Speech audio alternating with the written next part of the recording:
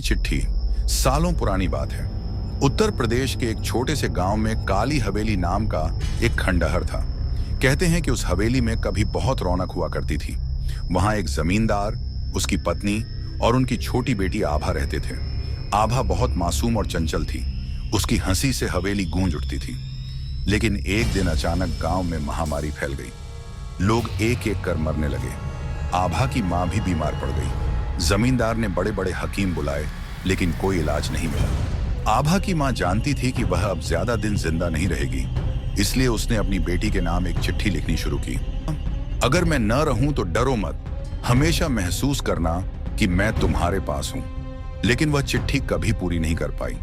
अधूरी चिट्ठी ही उसकी मौत के साथ दब गई। मां की मौत के बाद आभा बिल्कुल अकेली हो गई। जमींदार अपने कामों में डूब गया, लेकिन बच्ची हर रात उस कमरे में जाकर रोती थी जहां उसकी मां आखिरी बार सांस ली थी।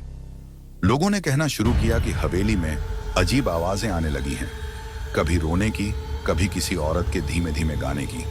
लेकिन आभा कहती, ये मेरी मां की आवाज है, वो मुझसे मिलने आती है। धीरे धीरे गांव वाले उस हवेली से दूर भागने लगे।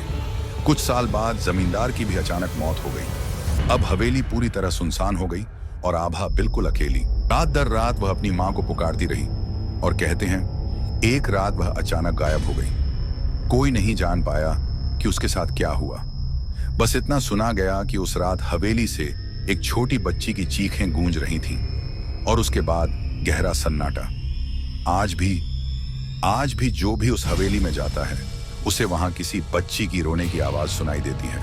कभी एक औरत की धीमी गुनगुनाहट और कभी जमीन पर गिरा हुआ एक पुराना कागज जिस पर आधी अधूरी चिट्ठी लिखी होती है। गांव वाले कहते हैं आभा की मां अब भी अपनी बेटी को ढूंढ रही है और आभा अपनी मां को। दोनों की आत्माएं उस अधूरी चिट्ठी के सहारे अब तक भटक रही हैं। ये कहानी डर के साथ साथ मां बेटी के अधूरे रिश्ते की पीड़ा भी दिखाती है।